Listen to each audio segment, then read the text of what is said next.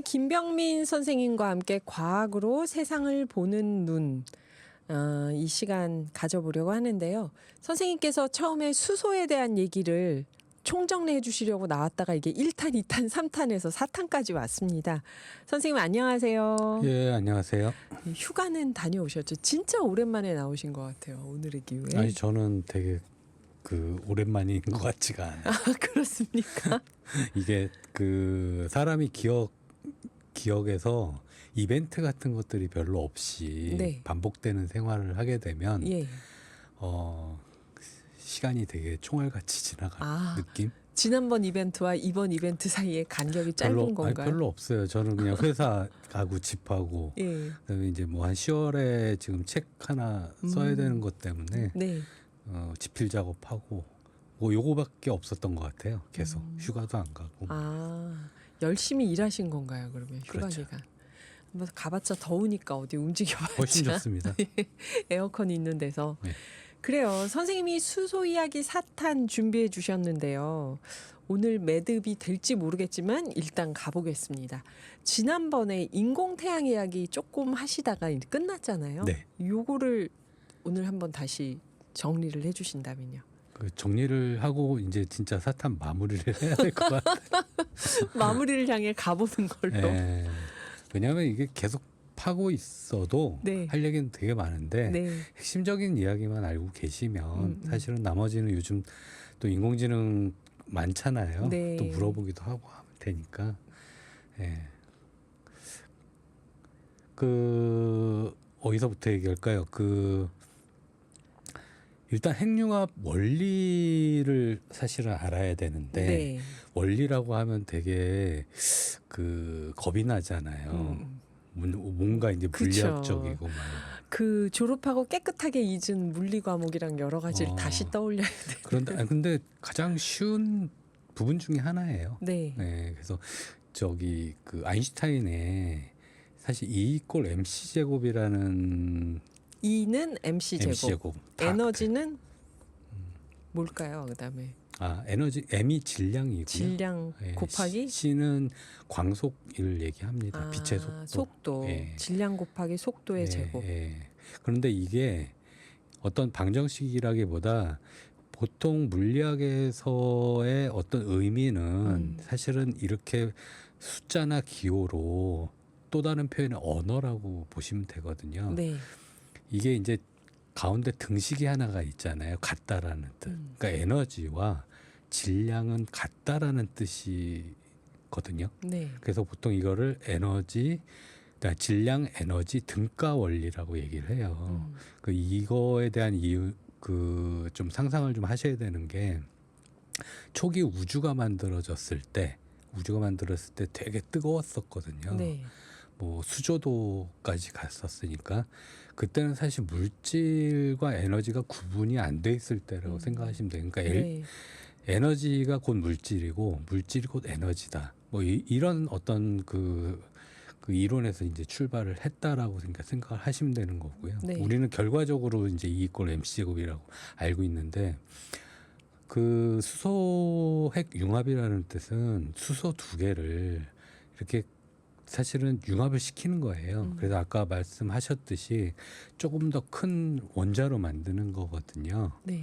예, 물론 이제 좀 이따가 제가 조금 더 자세하게 말씀을 드리겠지만 그런데 보통 수소의 질량을 우리가 대부분 이제 가장 기준되는 질량이기 때문에 화학에서도 대부분 특정한 기호는 붙이지 않아요. 근데 그냥 원자량이라고 얘기를 해요. 그걸 1이라고 표현을 많이 하거든요. 네. 그럼 수소 두 개가 핵이 붙으면 융합이 되면 이제 결합을 하는 거잖아요. 근데 결합 과정도 쉽지는 않은데 일단 1 더하기 1이라고 봐서 실제 만약에 융합이 된 좀 더 큰 핵이라면 2가 돼야 되는 게 정상이겠죠. 네. 우리가 생각을 할 때. 그렇죠. 1 더하기 1은 2.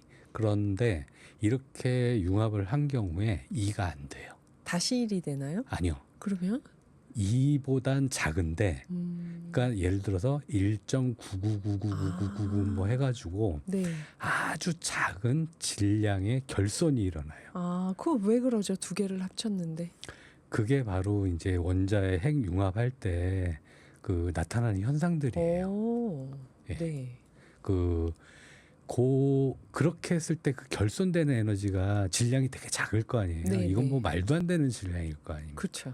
그런데 여기에 C의 제곱, 예를 들어서 빛의 속도의 제곱을 곱해버리니까 엄청난 에너지가 나오는 거죠. 생기는. 그러니까 결국 수소 두 개가 융합을 할 경우에 원래 헬륨이 만들어집니다. 예, 왜냐하면 수소 다음에 원자가 헬륨이거든요. 양성자 두 개가 있고 중성자가 두 개 있고. 그런데 아까 말씀드린 그 결손된 양만큼 이 질량이 바로 에너지로 다 전환이 돼요. 그러면서 사실 중성자 하나가 나오고 에너지가 이제 튀어나오는 거거든요. 근데 그 에너지가 막대한 거죠. 실제 태양이 그런 형태로 지금 핵융합을 하고 있으니까 태양을 가져올 수는 없잖아요. 네, 지구로. 네. 그렇다고 해서 또 태양까지 가서 그 에너지를 갖고 올 수 있는 것도 아니고 저희가 태양을 활용하는 에너지는 지구 네. 전체는 다 태양 에너지로 쓰고 있었어요. 왜냐하면 식물부터 그걸 광합성부터 쓰고 있었고요. 그렇네요. 지금 사람들이 태양 에너지를 강제적으로 쓰고 있는 거는 태양광 발전이라든지 이런 걸 쓰고 있는 거죠. 어떻게 보면 간접적으로 그 전자기파를 얻어가지고 쓰고 있는데 멀잖아요. 근데 이거를 지상으로 갖고 와서 만들면 막대한 에너지를 만들 수 있지 않겠느냐. 그러니까 태양이 에너지를 만드는 그 원리를 이용해서 우리가 조그만 인공 태양을 지상에다가 만들어 둔다는 그렇죠. 건가요? 그렇죠. 오, 그래서 사실은 그 이제 상상을 할 때 네. 정말 태양처럼 뜨겁고 그런 별 같은 것들을 여기 안쪽에다 만드는 건 아니고요. 네. 그 원리는 동일하게 하는데 어떤 특정한 기구들을 다 만들어서 그런 수소 핵융합이 일어나게끔 만드는 게 그 가장 기본적인 원리예요. 그럼 이게 원자력 발전소는 하고는 반대되는 원리? 반대되죠. 왜냐하면 원자력은 핵 분열입니다.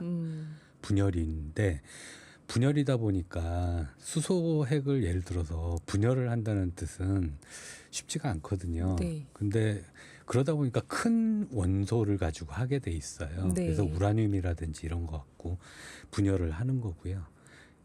융합은 작은 것 갖고도 붙일 수가 있잖아요. 네. 그러니까 수소 가지고 작업을 하는 거죠. 그래서 사실은 그 분열도 에너지고 융합도 에너지잖아요. 그런데 분열보다는 융합이 에너지가 7배 정도가 더 많아요. 그리고 연료 자체가 완전히 다른 거죠. 왜냐하면 우리가 원자력 발전할 때 늘 문제가 되는 게 핵폐기물, 핵폐기물, 그 다음에 이제 뭐 우라늄이라든지 이런 여러 가지 방사능. 여러 가지 것들이 있죠. 그런데 네. 이 수소 핵융합에 쓰이는 재료는 수소인데 그냥 우리가 알고 있는 그냥 수소 양성자 두 개는 잘 안 붙어요. 네. 효율이 떨어지기도 하고요.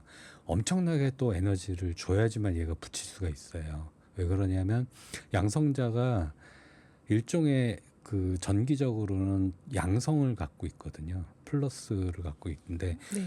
그 자석을 같은 극을 붙이기가 어렵잖아요. 네, 그렇죠. 그런 느낌이라고 보시면 되는 거죠. 그러니까 두 개를 붙이려면 반발력이 이겨내는 정도의 에너지가 필요한데 일반적인 수소 양성자 두 개를 붙이는 데는 엄청나게 높은 온도가 필요해요.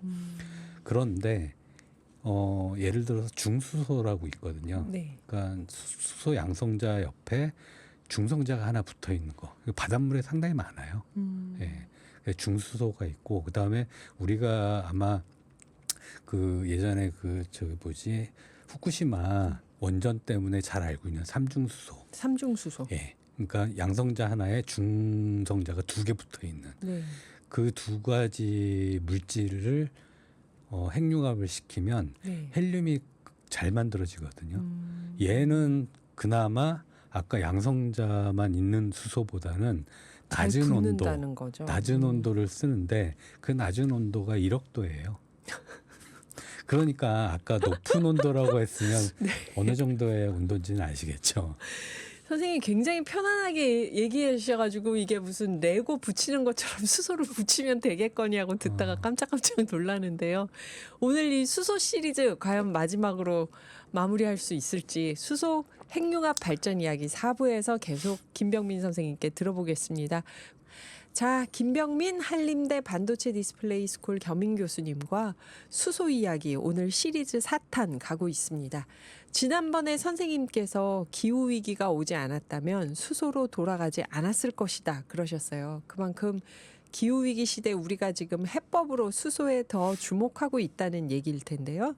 4부에서 먼저 퀴즈 정답부터 맞히고 가겠습니다. 아까 내드린 퀴즈가 3부에서 오늘 핵융합이었죠. 핵융합은 수소나 이런 가벼운 원소가 뭉쳐지는 물리 현상을 뜻합니다. 두 개의 가벼운 핵이 융합해서 하나의 다른 무거운 핵이 되는 과정을 핵융합이라고 하는데요. 인류가 인공적으로 핵융합을 시도하는 주된 목표는 무엇을 얻기 위해서 그럴까요? 1번 에너지, 2번 물. 오, 거의 전원이 동일한 답변을 보내주셨는데 모두 틀렸을지 모두 맞았을지 여쭤보죠, 선생님께. 선생님 정답은 몇 번인가요? 예, 1번 에너지입니다. 네, 1번 에너지. 그리고 아까 밀라노님이 질문하신 그 과학에 대해서 선생님 뭐든지 물어볼 수 있다는 선생님 하신 그 플랫폼이 앱 이름이 뭐였죠? 지금 앱은 아직 개발이 안 돼 있고요. 네. 웹으로 할 접속할 때? 수 있는데 그 soak.so라고 치시면 될 것 같아요. 쏙.쏘 예. soak.so 예. 저희가 오늘의 기후 밴드에 올려둘게요, 밀라노님. 그래서 여기서 이제 핵융합 오늘 말씀 듣고 다 이해 안 되는 거 여기다 또 여쭤보셔도 되고 다른 궁금한 거 과학에 대한 이야기 뭐든지 물어봐도 됩니다. 거기에도 핵융합 관련한 내용들이 컨텐츠가 있으니까 많이 올라와 있으니까. 예, 좀 보시면 될 것 같아요. 예. 그래서 아까 우리 3부에서 선생님 1억도 우리가 그렇게 네. 중수소, 삼중수소까지 와가지고 융합을 시킨다 해도 온도는 1억도 정도가 돼야 된다 그러셨죠. 그게 그나마 가장 낮은 온도 근데 수소를 할 수 1억도가 있는 현실적으로 가능한가요? 1억도? 가능합니다. 아, 진짜요. 예, 그 보통 고주파 가열을 한다든지 네. 중성잡임 써서 1억도 정도까지는 다 올릴 수가 있나요? 있고요. 그 올리는 이유는 뭐냐면 아까 중수소하고 삼중수소를 일종의 연료라고 볼 수 있잖아요. 네. 그 연료를 플라즈마 상태로 바꾸는 거예요. 그러니까 플라즈마 상태로 바꿔야지만 이제 저희가 융합을 하게 되는데 이 플라즈마 상태 기체잖아요, 사실은. 네. 얘를 반응을 시키려면 한 곳에 모아야 되거든요. 플라즈마 상태가 되면 얘가 전기적 특성을 띠고 있거든요. 그럼 자기장으로 얘를 조절을 할 수가 있어요. 그래서 사실은 그 핵융합 반응로에 보면은 도넛 모양의 초전도 자석이 있습니다. 엄청나게 큰 자석이고요. 이 자석으로 이 재료들을 중심에 오래 머물게 하는 거예요. 사실 저희가 뭐 이렇게 핵융합을 한다고 해서 수소 원자들끼리 하나하나 일일이 컨트롤을 하는 게 아니라 그 기체, 그러니까 플라즈마 기체를 한 가운데에다가 네. 몰아놓고 온도를 높이면 자기들끼리 그 안에서 상당히 많은 운동들을 하거든요. 에너지를 많이 받았기 때문에. 네. 그러면 이제 그러다가 부딪히는 거죠. 근데 부딪히는데 대부분 다 반발이 있다고 말씀드렸잖아요. 네, 근데 네. 그 반발력을 이길 수 있는 게 바로 온도고 그렇게 해서 융합을 딱 시켜놓으면 얘가 고에너지의 중성자를 내놓으면서 얘가 이제 벽으로 충돌을 하거든요. 그 벽이 이제 열을 받게 되는 거고 그 열을 뺏어와서 물을 끓이고 그다음에 물을 끓인 다음에 그 증기로 터빈을 돌리는 겁니다. 네. 그렇게 해서 우리가 알고 있는 똑같은 발전 형태를 가지고 있는 거죠. 결국은 아까 퀴즈에서 말씀하셨듯이 얻고자 하는 거는 사실은 전기를 얻는 건 중간에 터빈을 돌리고 뭐 이런 과정들은 원자력 발전이나 석탄 발전이나 다 똑같거든요. 네. 결국 열 에너지를 얻기 위한 일이라고 보시면 되는데 왜 그러면 이렇게 하느냐? 일단 핵 분열 같은 경우는 저희가 많은 문제점을 좀 갖고 있잖아요. 그런데 재료를 보시면 뭐 삼중수소도 사실 방사능이 좀 있어요. 네. 뭐 12.6년 정도의 그 반감기를 갖고 있는데 어쨌든 걔는 컨트롤할 수 있거든요. 그 일반적인 우리가 방사능 폐기물보다는 훨씬 더 안전하게 할 수 있는 상황이고 지금 과정상에서 온실가스가 나오지를 않는 지금 상황인 거죠. 네. 발전 자체에 대해서. 물론 물론 이것도 더 들여다보면 온도를 높이거나 그 다음에 초전도체를 또 움직이기 위해서는 그 상당히 냉각이 필요하거든요. 네. 그 마이너스 한 200 거의 이제 절대 온도에 가까운 온도까지 내려줘야 되니까 네. 또 냉각에 필요한 전기라든지 여러 가지가 또 필요해서 완벽하게 이게 이제 그 온실가스를 내놓지 않는다라고 볼 수는 없겠지만 이게 한번 가동이 되잖아요. 가동이 되면 자체적으로 에너지를 다시 쓸 수가 있거든요. 아. 그렇게 되면 그러니까 처음만 조금 힘들지. 아. 근데 그 삼중수소도 마찬가지예요. 네. 삼중수소가 아까 중수소는 바닷물에 많다고 그랬잖아요. 네네.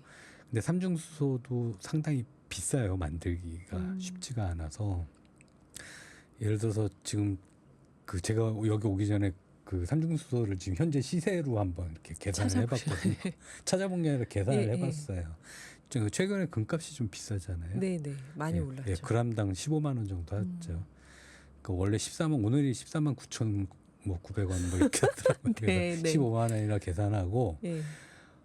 제가 삼중수소 1g을 계산을 해봤더니 1,200배 비싸더라고요. 금보다. 예, 그러니까 1g이 제일 비싼 거는 한 1억 8천만 원 정도 하고 있고요. 예. 예, 우리나라도 삼중수소를 만들어서 또 수출도 하기도 하고 뭐 그러고 있습니다. 아. 그런데 그 삼중수소를 만들기 위해서 또 막대한 에너지가 들어가잖아요. 네. 그런데 지금은 그렇게 어렵게 만들지만 만약에 이 핵융합 발전이 되면 거기서 뽑아낸 에너지로 또 삼중수소도 쉽게 만들 수 있어요. 있다. 그러니까 많은 것들이 해결이 되는 거죠. 그러니까 일단 이런 인공태양을 만들어서 이 안에서 핵융합 발전으로 우리가 에너지를 얻는다 하면 네. 뭔가 새로운 물질을 다 넣어줘야 되는 게 아니라 이 안에서 계속 순환되면서 이제 만들어지는 순환되게 거예요. 사용을 할 수가 있는 구조를 만들 수 있다라는 거죠. 그러니까 원자력 같은 경우는 우라늄을 새로 넣어줘야 되는 건가요? 그렇죠.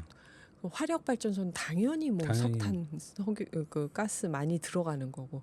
그래서 이 핵융합 발전에 대해서 관심 갖는 게 하나가 있고 두 번째는 폐기물이 있긴 있지만 훨씬 현저하게 안 위험한 거잖아요. 안 원자력보다. 위험하기도 하고 삼중수소 같은 경우는 사실 다루기는 어려워요. 네. 어렵지만 사실 저희가 지금 회수에 대한 얘기는 안 했잖아요. 근데 이게 회수 얘기까지도 지금 하고 있는 상황들이거든요. 네. 그러니까 재사용을 하겠다 뭐 이런 얘기까지 지금 가고 있는데 지금 재사용보다는 먼저 구현이 먼저니까 거기에 더 이제 힘을 더 쓰고 있는 지금 상황들이죠.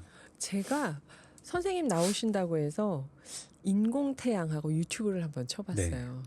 그랬더니 거기에 우리나라가 핵융합해서 인공태양 만드는 기술이 엄청나게 발전해서 곧 수출할 것이다 이런 내용의 유튜브가 떠서 이건 거짓말일 거야 그러긴 했는데 우리나라 핵융합 기술은 어느 정도 수준인가요? 그러면 아니 세계는 어느 정도 수준인가요? 이거 우리가 언제쯤 상용화를 할 수 있는 건가요? 지금 아이터 프로젝트라고 있어요. 네. 프랑스 파리 쪽에서 하고 있는데 지금 사실 그거 시범 프로젝트거든요. 그게 어느 정도의 그 현실성이 있다는 게 판단이 되면 네. 지금 그 프로젝트는 다 해산을 하게 돼 있어요. 그리고 다시 그 협약을 맺어가지고 네. 제대로 된 상용화로 좀 들어가려고 하고 있는 거거든요. 그런데 그게 지금 사실 국제 정세라든지 이런 거 보면 좀 복잡하잖아요. 너무 사실은. 혼란스럽습니다. 뭐 진짜. 여러 가지 문제. 지금 네. 저쪽에서 전쟁도 일어나고 네. 있지만 관세 문제라든지. 관세도 그렇고. 그런데 아이터 프로젝트는 네. 생각보다 그런 경계가 좀 되게 모호해요. 뭐냐면 각 그 많은 나라들이 네. 과학자들이 다 모여서 하고 있는 프로젝트. 국제 협력을 하고 있는 거라 네. 과학자들이. 네네. 그래서 그게 어느 정도 실현이 되면 다시 또 흩어졌다가 이것들을 상용화하기 위해서 다시 이제 건설을 하는 뭐 이런 아직 과제들이 좀 남아 있어요. 그런데 그 아까 말씀드렸던 그 핵 융합로에는 네. 많은 테크놀로지가 들어가잖아요. 그렇죠. 뭐 아까 초전도체도 말씀드렸고 뭐 여러 가지가 있는데 거기에 많은 기술들이 들어갈 텐데 저희 나라도 그 중에 한 부분을 맡아서 하고 있어요. 아, 그렇구나. 예, 그리고 내부적으로 아이터 말고 또 케이스타라고 해서 네. 한국형 그 인공태양 또 하고 인공태양을 있나요? 하고 있습니다. 아. 하고 있는데 네. 규모 자체는 아이터보다는 좀 작고요. 네. 이거는 각 나라마다 각각 개별적으로도 다 진행을 하고 있는 있고 거고 또 전체적으로 아까 말씀드렸듯이 연합해서 초국적으로 또 모여서도 하고 하고 있는 있고. 예, 근데 그게 뭐 그 전체 우리나라 과학기술이 뭐 사실 뭐 노벨상은 없지만 그래도 상당 부분 그렇죠. 저희가 꽤 올라와 있는 상황이라서 그렇죠. 제가 알기로는 그 참여하고 있는 국가들이 저희가 알고 있는 그 선진국들은 대부분 다 참여를 하고 있고요. 그 중에 저희 나라도 상당 부분 큰 역할을 하고 있다. 부품들을 직접 만들고 있다. 아. 이렇게 생각하시면 될 것 같아요. 인공태양을 그렇게 다국적 과학자들이 모여서 연합해서 기술 개발을 한다는 말씀을 들으니까 네. 이거 진짜 국제 협력이 아주 간절하게 필요한 거네요. 이 에너지 문제를 해결하려면. 그래요. 이게 에너지 문제를 얼마나 해결할 수 있다고 보고 이렇게 인공태양에 우리가 매달리고 있는 걸까요, 선생님? 그 사실은 이 부분에 있어서 그 여러 가지 논란들이 많지만 네. 제 개인적으로 본다 그러면 사실은 그 일단 연료가 무한대잖아요. 그 중수소가 바닷에 있고 사실 삼중수소는 나중에 핵 융합로에서 만들면 리튬 되고. 가지고 만드는 거예요. 네. 리튬하고 중성자를 또 반응시켜서 만들 수 있는 예, 거고 예. 온실가스도 없죠. 그다음에 효율이 상당히 좋아요. 사실은 예를 들어서 수소 1g을 가지고 네. 대략적으로 나올 수 있는 에너지 보통 그 단위는 저희가 그 물리학에서 줄이라고 표현을 많이 해요. 네. 예, 에너지 단위는. 아, 이거 예. 고등학교 때 배운 기억이 지금 납니다. 그렇죠. 석유가 1g이 있을 때 네. 얘가 한 4만 줄 정도라고 생각하시면 되는데 뭐 이게 석유가 왜 4만 줄이야라고 얘기하면은 그거는 뭐 좀 다른 얘기니까. 네, 네. 그 지금 비교 대상을 말씀드리는 거잖아요. 석유가 1g 가지고 4만 줄이라 그러면 실제적으로 그 수소 1g당 나올 수 있는 것들은 보통 3천만 줄 정도. 와. 그러니까 뭐 완전히 좀 다른 얘기죠. 와. 그냥 조금 효율이 올라간다라는 그 정도가 문제가 아닌데요. 아니에요. 예. 예. 그리고 이제 예를 들어서 사고 위험 같은 것들. 네. 우리가 보통 멜트다운이라고 해서 사실은 뭐 상당히 안 좋잖아요. 특히 기후 변화가 생기면서 날씨가 뭐 생각보다 좋지가 않기 때문에 네. 아슬아슬하죠. 이러다 그렇죠. 진짜 무슨 노아의 게다가 대홍수가 또 나나 싶고. 원전 같은 경우는 대부분 또 바닷가에 있을 수밖에 없거든요. 네, 냉각수 정말 때문에. 위험하고. 그런데 이제 뭐 쓰나미 한번 덮치면 그렇죠. 지진 오고 이러면. 일본의 후쿠시마 최근에 있었던 것처럼 그렇게 네. 될 수도 있고. 근데 이 핵융합 반응에서 보면 플라즈마가 있잖아요. 네. 얘가 가장 위험해 보이잖아요. 그냥. 네, 기체 상태고. 그렇죠. 그런데 얘가 딱 흩어지면 그냥 다 자동 중단됩니다. 그냥 중단되면 끝이에요. 뭐 대형 사고가 사실상 불가능한 아, 구조로 돼 있기 때문에. 진짜 마음이 놓이는데요. 그 얘기 들으니까. 예. 아, 그러니까 뭐 방사성 폐기물도 사실은 되게 극소수죠. 수고. 예, 그 고준위가 사고가 날 아니에요. 위험도 고준위도 없고. 아니고. 네. 그다음에 뭐 일부 이제 발열량이 되게 작은 폐기물이 나오긴 나오는데 이거는 사실은 아까 반감기를 따지면은 100년 안에는 다 처리가 되는 네, 것들이죠. 네. 양도 적고. 그렇죠. 그럼 이런 인공태양 하나를 띄우면은 아까 석유가 4만 줄 1g당, 수소가 3천만 줄 그러면 인공태양 하나 띄워서 전 세계에서 다 사용할 수도 있겠네요. 그거 좀 무리인가요? 지금 그러려고 하고 있는. 그러려고. 그래서 국제 협력을 하고 있는 거고요. 아하. 이게 단일 국가에서 네. 물론 중국은 잘 모르겠습니다. 중국은 사실 요즘은 가능할지도 몰라. 예, 중국은. 중국은 이제 모르겠습니다. 이거 농담삼아 얘기하지만 뭐 저희 과학자들끼리 언젠가 인공태양을 태무에서 팔 거야. 막 이렇게 그를 태무해서 인공태양을 팔지도 몰라. 뭐 네. 그런 얘기도 하지만 근데 사실은 어떤 단일 국가가 혼자서 이렇게 만들어서 이거를 에너지 독점을 한다? 이거는 사실은 좀 불가능하다. 예, 왜 그러냐면 이 안에 또 들여다보면은요. 네. 생태계가 또 존재를 해요. 음. 왜 그러냐면 그 초전도체라는 것도 네. 만들려면은 물질이 필요하거든요. 자석. 여기에 이제 나이오뷴 같은 것들이 필요해요.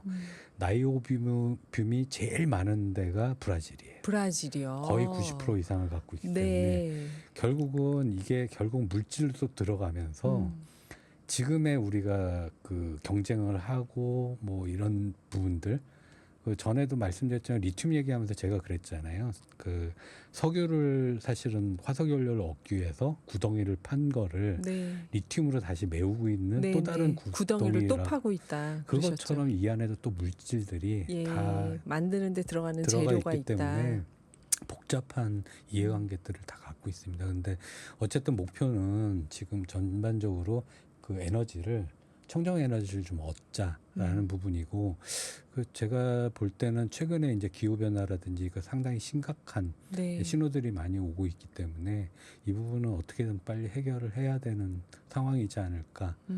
다른 것들로는 도무지 해결이 그러니까 2차적인 에너지제예요. 다들 네, 네. 뭐 리튬을 이용한 것도 전지 뭐 이렇게 다 2차 에너지잖아요. 네, 근데 네.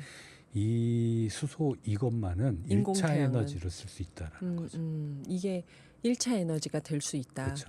그러면 선생님께서 보실 때 이게 지금 국제적인 난제가 있긴 하지만 기술을 지금처럼 계속 개발한다면 언제쯤 상용화가 가능하다고 보세요? 그건 저도 잘 모르겠는데 아, 네. 계획상으로는 지금 2040년도 얘기하고 있고 뭐 여러 가지 뭐 문제로 인해서 그리고 최근에 또 어떤 미국의 어떤 업체는 뭐 일종의 스타트업인지는 잘 모르겠는데 네, 네. 본인들이 뭐 이제 한 10년 후에 상용화를 하겠다 뭐 이렇게 얘기를 하고 있는데 정말 모르겠습니다. 근데 네. 이런 것들이 사실 인공지능도 이 부분에서 분명히 기여할 부분들이 있어서 좀 가속화될 가능성도 좀 속도가 있고요. 붙을 수 예. 있다. 그런데 이제 전반적으로 보면 여러 가지 이제 그 국제 정세적인 이런 것들이 좀 있어서 그 가시화된다는 건 저 개인적으로 물어본다 그러면 한 2050년 정도? 2050년 정도로요. 예.